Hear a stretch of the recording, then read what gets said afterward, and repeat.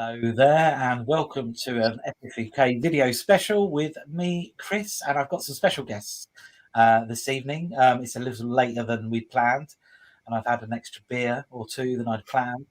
But I've got some very special guests. I've got with me James Downey. How you doing, James? I'm good, thank you, Chris. I'm good. Nice to see you. And of course, I've got Bakes because there is some cup stuff on the way. How you doing, Bakes? Not too bad, Chris. Glad to be here again. Excellent. And finally, we have Harvey with us as well. Hi, Harvey. How you doing? Doing very well indeed. Excellent. Well, that's a good start. And we've got viewers already logging in. That's good to watch us. So they're probably, and me too. But they're probably here for the cup draw that is coming up. So we've got a load of stuff on the agenda this evening. We're going to roll through it quickly. But let's start with the cup draw. So the FFUK Cup, Bakes, where are we at? If you can sort of set the scene, and then we'll get a draw on the way. Interestingly, much like the FA Cup, we're into the 5th round. So we're doing the draw for the FFUK Cup round 5, just a day after the FA Cup. Actually, the same day. Same day. 5th round draw. Last 16. So 16 names to draw. I think, Chris, you've got 8 to draw. James, you've also got 8 to draw. The ties will take over the game month, the February game month. The winners then will go through to the quarterfinal. Okay, awesome. Right, so James, do you want to do the home teams? Sounds good. I've got all the names in the box. Just want to get it independent. Just want to get it independently verified that. Okay, yeah. Yeah, he did that virtually. That's good. The first name is Zach. Oh, sorry. Do you want me to build this up a little bit and sort of delay a bit? A little bit, yeah. Did we count that? Okay. The first name out the hat or out the box is Zach Cox. Zach Cox. I think that's Matt Cox's son. So clearly, we're still a junior. That's helping Zach a little bit because I think he's quite young. So he's obviously doing very well. Okay. And let's see who Zach's got. And I've got here some big names. I'm aware of the names I've got. Just to clarify, Bakes randomly split the names in the 16 names into 2 piles earlier, and sent myself a pile and James a pile, making sure that James didn't have himself, obviously, because we didn't want any shenanigans like what goes on in the other big FIFA tournaments. Just in the interest of clarity, that's what we've done. And I've got James. At some point, James is going to be pulling you out of my hat. If there's an issue, but do we have a redraw? No, you just send an email to the official email address and I'll file it somewhere. Okay, cool. So Zach Cox is playing Amit Shah. I spoke about some big names and from the WhatsApp group. Hopefully, might be watching. Amit there. So that's the first tie. Bakes, are you making a note of these? Or yeah, that's all right. I'm sorting that out. Yeah. Okay, excellent. Okay, James, you're up next. Okay. Oh, so this is second tie. Yeah, we have Jack Clark. Okay, let's see who Jack's got. Jack is up against Sachin Patel. Okay. James, go for the next one. Just keep going. Yeah. Okay. The next name is Brendan Ryan. Brendan Ryan. Okay, and Brendan Ryan is going to play Sam Drake. I'm glad that we've only just started doing these Bakes for the last 16 and we haven't been doing them the whole way through because I realised they're slightly monotonous for the drawers and the viewers, perhaps. Unless it's yourself getting pulled out. Sorry, James. No, it's all right. His name's already on one trophy. It's Chris Brophy. Oh, yes, he's having a very good season, top of our league. So this is not someone you really want to be playing, is it? Elliot Hodgson. He's focusing on the league. And I think Elliot is also up there in the league as well. So that's quite a big tie. Elliot Hodgson won by 1 point in the last round. Wow. Squeaked through. Okay, the next name is Stephen Johnston. Stephen Johnston. Let's see. You haven't been pulled out yet. No, it's still not you. Rob Pitt. There we go. Okay. Good. Okay, the next name is Aaron Aloof. Adam. Adam Aloof. That's all right. I hope I'm saying it right. No, that's all right. He wants to watch the tie because I know he wants to watch his video because he's still in it, and he's Damien O'Neill. So that's all WhatsApp tie. And I think we've just got 2 left, James. Is that right? Yeah. Yep. Okay, next name is Simon Pascoe. Simon Pascoe. Okay. And Simon is up against yourself, James. There we go. Okay, so there it is. It's out. It's in the open. Okay, and last but not least, we have Kevin Ryan. Kevin Ryan is up against Ashley Mather. And that does make sense. That was the last name I had left on my list. Thank goodness for that. When a plan comes together. So on that's a good thing. We can next look at the milk plate. So the milk plate is also at the same stage, Bakes, I believe, if that's right. That's right, yeah. Round behind because FFUK Cup starts first. The losers from the first round of that go into the milk plate. But so it's round 4, but there's still 16 names left. Okay. So with that in mind, I've got the milk plate here. We can have a little look at it. And here is the draw page of the spreadsheet. This spreadsheet's available on the website and also via the WhatsApp group. And we can see here the February round, and that's the round that's just been announced and just starting. And we can see, so we've got Jack Mosley versus Brian Mallinson, Jamie Windsor versus John Stevens, Marcus Holford versus Samuel Baker, Paul's son, who just knocked out Pete in the previous round.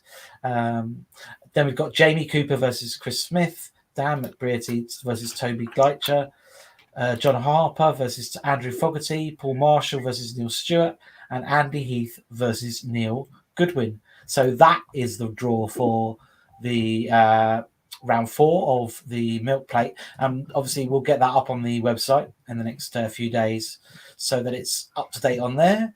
But you can always keep up to date with your ties on the Google Sheet as well. So that's the milk plate.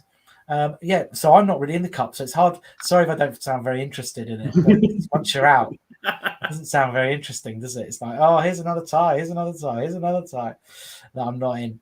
But when you're in it, I mean, there's some big prize money there, so it's well worth playing for. So I know James, you're focused on the cup at the moment. Yeah, it's finally transfer silverware. Absolutely. Take it where you can get it. Okay. Next up, then we are going to start to look at some chip stuff. So obviously, within the sort of game we're playing, FPL, it's getting a bit kind of crazy, and there's loads of stuff about to happen. So we thought it might be a nice time to do a little video and see where we're all at, but also see what's going on. So before we sort of see where we're all at, let's have a little look at what we're actually going to be up against in the next few days. So let me just double check. How do I get that? There we go. Okay, I'm going to start with the most complicated thing. And no, I'm going to go backwards, actually. Hold on a second. Bear with me. This is not how it goes. There we go. That's better. Okay, so this is the very latest from Ben. Basically, if I'm not sure what's going on with fantasy football, the one person I refer to is Ben Crellin, and this is the latest from him. So today we've had the fourth round of the FA Cup, and that means that the 5th round has been drawn as well because they draw it before the end of the round finishes for some reason. And it's not good news in terms of chips for those of us who don't have 2 free hits left. So Ben Crennan is the master when it comes to sort of working out what's going to be going on in the next few weeks, and that means so I've got a few of his tweets that I've screenshotted here, and what's happened today, and with also the FA Cup quarterfinals. If basically the next round goes to plan, then we know that there's potentially only 3 game weeks in game week 30. And also, we've got this wonderful spreadsheet that we're going to look at in a minute to see what's going on for the rest of the whole season as well. So that's the spreadsheet in full. We'll come back to that. Okay, and then we've also got the game weeks that are coming up. And if we look at that, we know that we've got this midweek game week that's coming up now, and then the doubles are going to start. And there is a chance, which is this when I heard this from Ben Crellin recently, he said there's a chance that after this game week that's coming up, every game week that until the end of the game of the season is going to be a double or a blank. So this feels like a good opportunity to kind of work out where we're at and sort of try and figure out what we're going to do as well. So let's just sort of go around with some early thoughts, I guess, really. What were we thinking? How many chips has everyone got left, first of all? So James, where are you looking? Where are you at with your chips? I'm doing all right for chips. I've still got everything left. So yeah, and a bit of an idea of where to get them. 31st at the moment. 31st, and in the cup, quite up and down. I've just had the worst tragic week. You got knocked out of the comps, and I got 21 points this week, which isn't very good. But last week I had Fernandez as captain, so I can't complain. No, been lucky. I've been unlucky. All right, okay. So what about you, Harvey? What's your team looking like at the moment, and what's your chip situation? It's a Kevin Keegan team at the moment. It looks really good on paper. It's just not so good when the game week starts. I think Where are you sitting in the league? I think I'm in the top 20. That's pretty good then. 18th, something like that. Okay, and chips? And I've got all my chips other than the first wild card, obviously. So I've still got all my chips. Normally I do that to save them to the end because that's when the big stuff happens. I think it might be different this year. I think I might go with. Well, we're going to get to that. That's why we're doing this, I think. So, okay, wicked. So, Bakes, what about you? What's your position and what's your situation? I've got all my chips left. I've been to purposely trying desperately not to use them up. We'll come to that in a minute. Harvey, you're 1 point ahead of me. I'm just looking at the league now. You're in 17th. I'm in 19th at the moment. That's Josh King for you. That is, that's Josh King. Yeah. Did you have Ben Foster as well? Oh, I didn't have. I had a good week last week. I got 43 points, which compared to that is good at the moment. Yeah. That is, I think anything above sort of 30 odd, it was good. It was an attrition week. Agreed. No, it's been an absolute a terrible week, and just get through it this kind of weeks. But I think there are good. So talk us through this, Chris.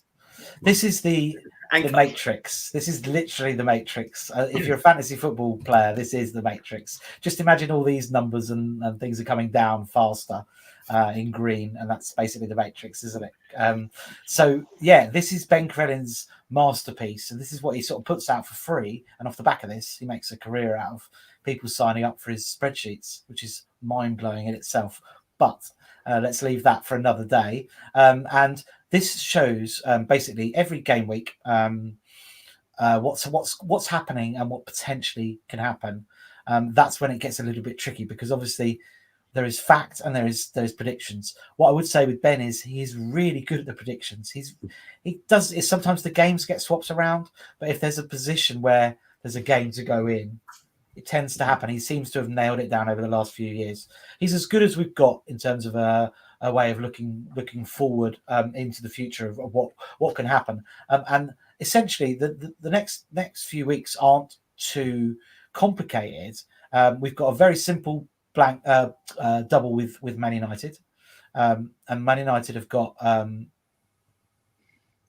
Brighton and Southampton in a double, and that means Brighton have also got a double of Watford and Man United. So that's a nice, simple situation. It would be in any normal world, you'd be captaining Bruno or Ronaldo.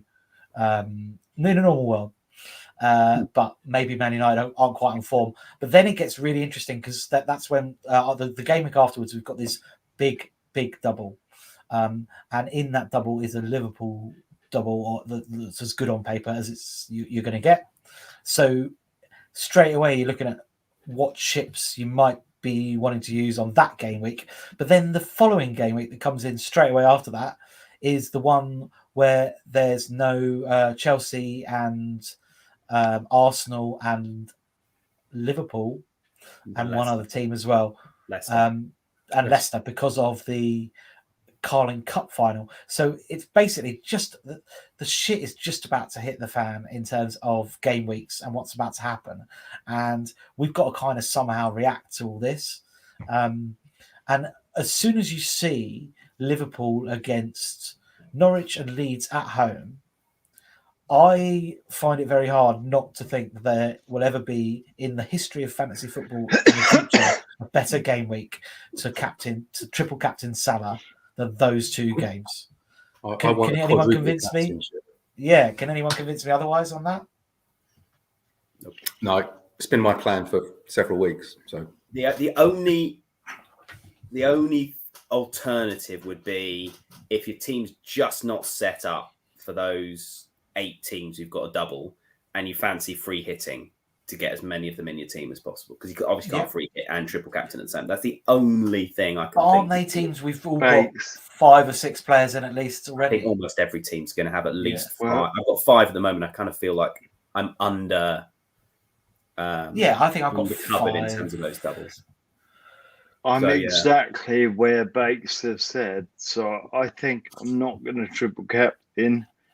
I'm a little bit wary as well, though, that I'm not going to at the moment. I'm definitely going to captain Salah, but I know that they got the Carling Cup final or whatever. Sorry, it's not the Carling Cup final, the Worthless Cup final on the Sunday. So I think his minutes could be managed. I think he'll play in both games, but I don't know if he'll play the full 90, so I'm kind of thinking, and I'd like to free hit because my team is not particularly, it is well set up for game week 27 without the free hit. Right. So I'm thinking if I use it in 26, I can get more points overall because in 27 I've got 11 playing at the moment, and it should be fine. So, I'm looking at a free hit on 27. I don't need to yet. At the moment. So who misses out? Who misses out in 27? Liverpool and Arsenal, and and Chelsea again. Yeah, but if you look at the fixtures that Liverpool and Arsenal have got in 26, and you just want to load up because they're fantastic fixtures. And then neither of them play the next week. And I was spending a bit of time with this earlier today, just trying to figure out how do you navigate that? And I think you either set your team up for 26 or 27 and free hit the other one.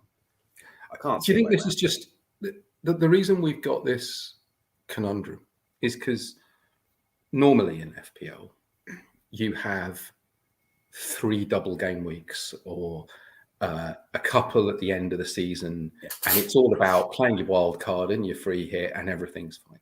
This is the first season ever that's going to have 8 or 9 double game weeks. So if anything, it's going to be about your captain strategy and picking the right one to load up on, and hoping that in the ones that you don't have a chip left for, which there's going to be at least 3 or 4.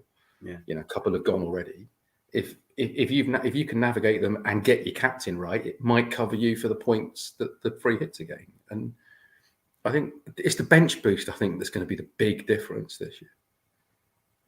It's whether you've got 15 players who can all score points and you pick the right double game week for it. And I think you're right, Harvey. This year feels like normally the strategic play is to hold your chips and wait because but basically we've been given this extra chip. Yeah. And also, everything's messed up way earlier than it usually is.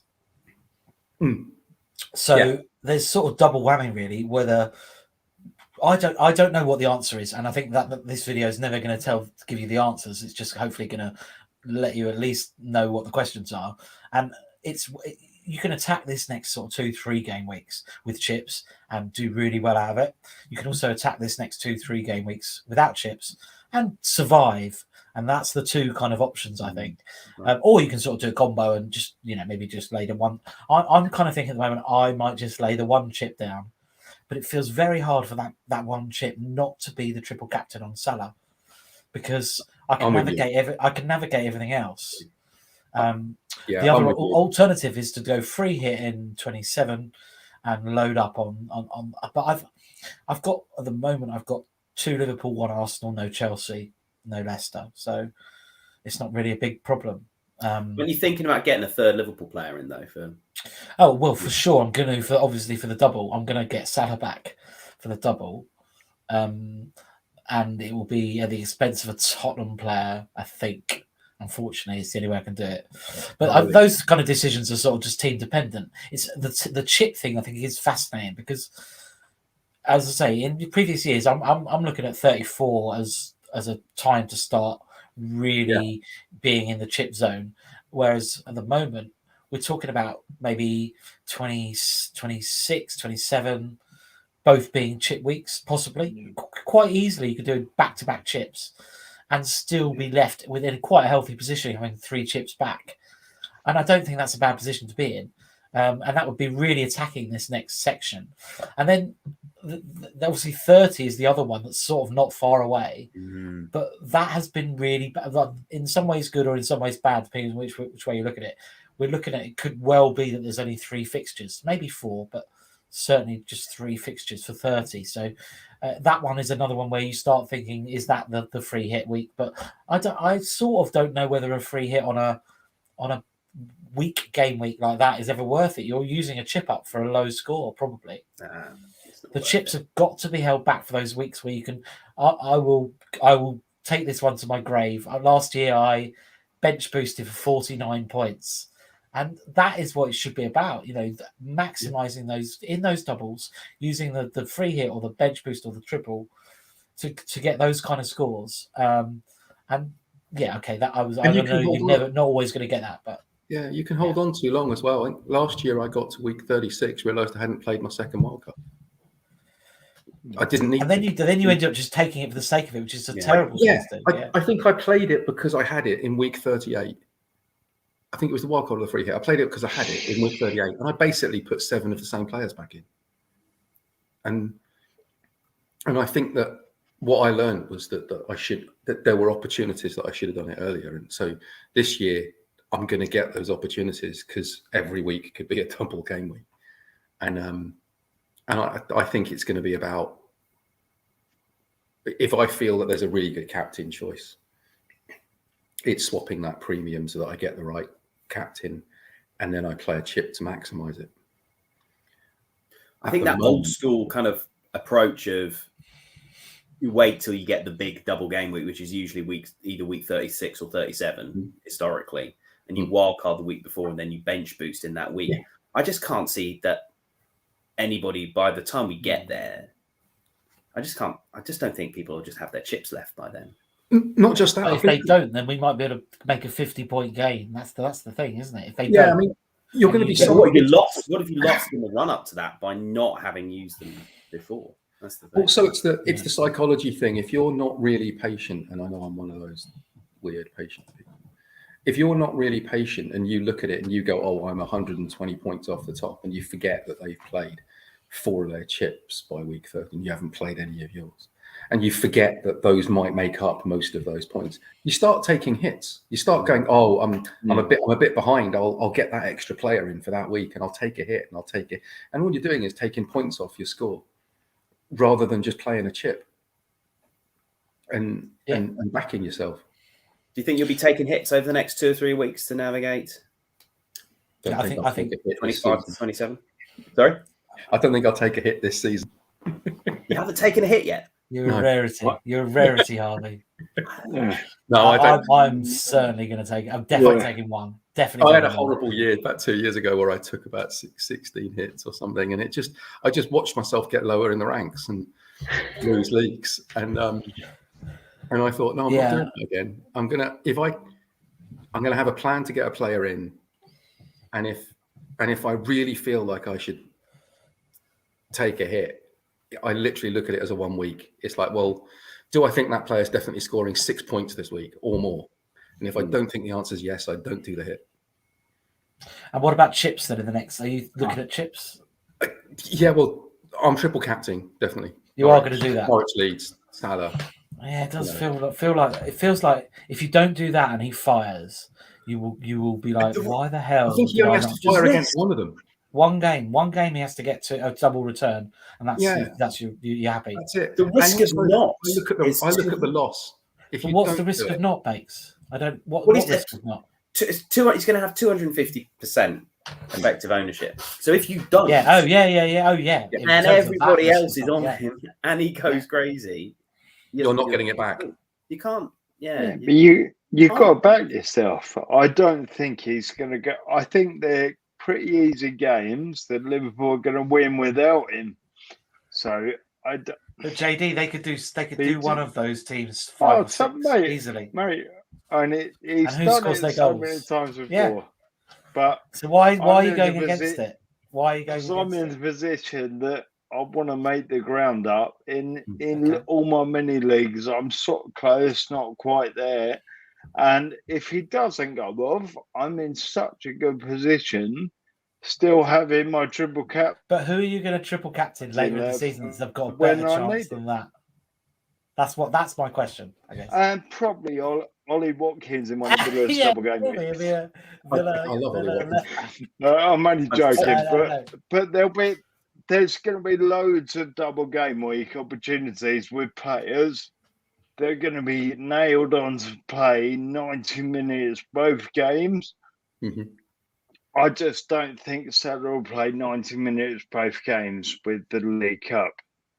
But you back yourself sometimes and you're right, sometimes you're wrong. Isn't he more likely to play the 90 minutes in the league and not the League Cup final, though? No, I think with Salah, I think he's likely to play 90 minutes unless one of his legs falls off. He might have his minutes rested money in the Leicester Burnley games. Right. If we're winning, the only time if we're winning by a couple of goals, and there's 10 minutes left, then they might take him off. No one ever asked if Messi was going to be rested. No one ever asked in any game because I think they almost had it written into his contract that he had to play every game. It was like just crazy, and I do think he's at that kind of level, especially with his importance to Liverpool as well. He plays every game that he's remotely fit for, but I do think they may, they're not like barbarians, and they may rest him around Burnley and Leicester. The other thing, because later, I think he could get, if he's going to get rested, it's because we're doing well in the Champions League. And suddenly we're 10 points away from Man City in the league. Well, there's an Inter game there. I think you can see it in blue. That Inter game is massive.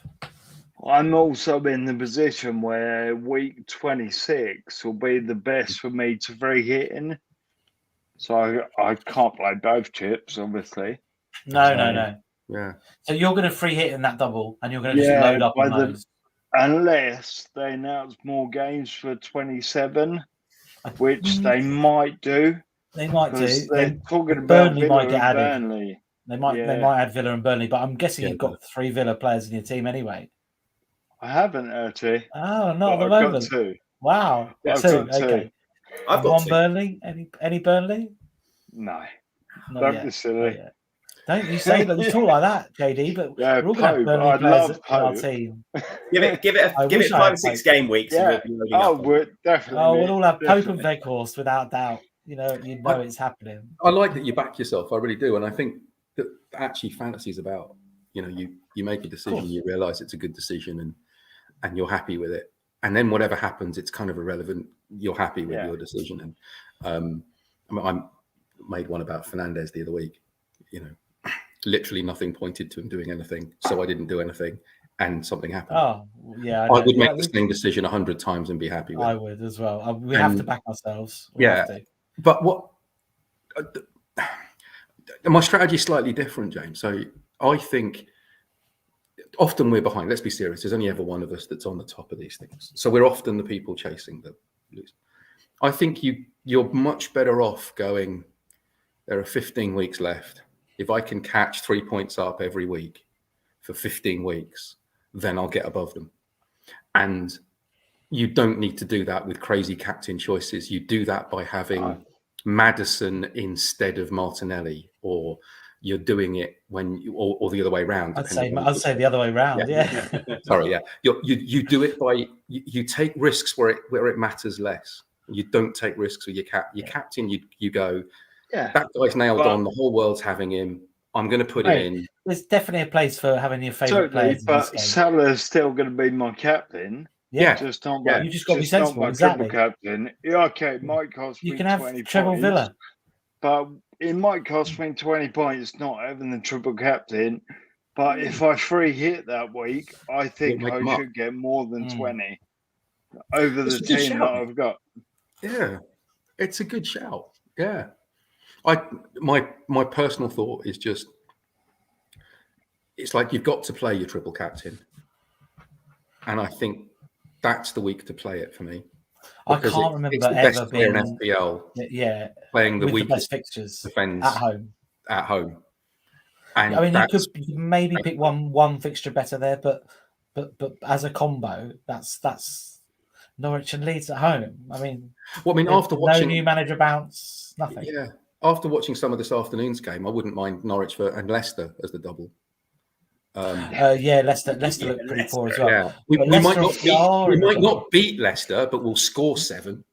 Well, Leicester are interesting because they've got so many games there behind. Leicester and Burnley have got the most games they're missing, and Leicester until today were obviously in the FA Cup, but they're still in the European tournament. Yeah, and one of their games in hands against, and one of the game they've got a blank week because they're playing Chelsea or somebody, aren't they? They're missing us. Yeah. In they already, but at one point it looked like they might have a treble or even a quadruple game week. Ben Crennan has now sort of said that I don't think that's likely because now they're out of the FA Cup. There's more available time to fit them in. But Leicester are a funny one. I mean, we're going to have to look at them at some point because when they've got doubles, and have they got a double? Well, look at the game weeks. They would have the doubles in. They've got Newcastle, Everton, and Watford in those. Yeah, so they're going to be good doubles. Double into. But at the moment, you just can't. You can't pick a defensive player or a goalkeeper because they don't keep anything. Their striker is. And if Vardy's not fit, who scores their goals? Still not really sure. Maybe Daka if he's fit. Maddison only if he's on a little run. Yeah, I've got Tielemans currently. Yeah, he's very defensive when you actually watch them. It's going to sound funny. I watch him like a spreadsheet. I just think it's 4 points. He's great. He's a good player. He's a good player. But you also play the percentages, and he's not up with play enough to get enough. I don't think. What's he 6 million or less? If he's less, then that's not a little bit less, I believe. Yeah, okay. It's an option in a double because also he does have pens. I think if Vardy's not playing, so he does the set pieces and he's a brilliant player. Okay, well I don't know if we've really got anywhere with our chip strategies, but except to know that we've got a lot to look at really. Because we've only really the fact that these things are going to change, aren't they? I mean, the next 3 weeks are pretty much set in stone, except I think in 27 Burnley might get a double. That's what Crennan says, and then after that, and obviously it's fair game, and anything can happen. And we may have to do another one of these just to sort of see what's happening. But I think it sounds like we all might use one chip in the next three game weeks. Is that right, Bakes? What are you thinking, chip wise? I can't see a way around not using 2. If Villa get a double in 27, I might try and forego it, but the way my team's set up, my team is set up really nicely for 26, and it's going to be set up really nicely for 28. Yeah, and I don't want to make a load of load of transfers to switch a team that's set up really nicely for 26 and 28 just to deal with 27. This is it. There's too much of the season left, isn't there? Yeah. Nine players or something like that. And you look at the fixtures that week, and if you free hit in 27, there's some really nice fixtures. With players that I just haven't got. Spurs have got a decent fixture. City have got a decent fixture. I'm just looking at it now. I mean, Southampton are playing Norwich. I mean, why wouldn't you want to free hit and get James Ward-Prowse in for that or someone like that? United are playing Watford, and I'll only have at best one United player. Fernandez, maybe going. And it's Liverpool Chelsea. Salah by then, so yeah, I was going to say it's Liverpool Chelsea, so that might be the week that of all of that's them, off though, isn't want it? to play Salah. That's the one. But that's not playing. That's not happening that that's week. Not being happening. So no, of course, no. That's the that's not happening. Yeah, Liverpool. That's Chelsea, why it makes it Arsenal interesting. Yeah. So That's why it makes it an option. I think basically the moral of this whole story is chips are going to have to be used in the next couple of weeks. Whether we use one or two is another question. My initial thinking is just to wild card straight after it in 28. So I think I'm going to do an early wild card because my team will be loaded off on players 27 that I'm not going to want going forward. So if it was the other way, that's Bakes for saying, if it was the other way round and I look good for the other weeks, my strategy would be different. But my 27 looks pretty good. Yeah, and I think the golden rule here is it is completely team dependent, isn't it? Whatever your team looks like is actually how it affects you. And we can all talk about what the great plan is, but by this stage of the season, we've all had our teams mucked about with quite significantly by the fixture changes. Yeah, and you just don't know what's going to happen as well. Yeah, confidence. Double game weeks. I mean, the last two double game weeks haven't really helped anyone. That Watford one was a disaster that we've just come out of. It's just 2 times fuck all is still fuck all. That is a great motto to leave us on, Bakes. Because I think we've probably been on. We've been on 40 minutes now, and it was a late one. And so I'm gonna call it in a minute. But thank you guys for joining me. And thanks JD, thanks Harvey, thanks Bakes. That's been useful. I hope it's been useful for you as well. I hope it's been useful for anyone watching. Thanks all. Thanks Ben. And thanks Ben Krellin and anyone else who's supplied images for the video. Thanks guys, and we'll see you again soon. Thank you. Bye bye. Thank you. Cheers, guys.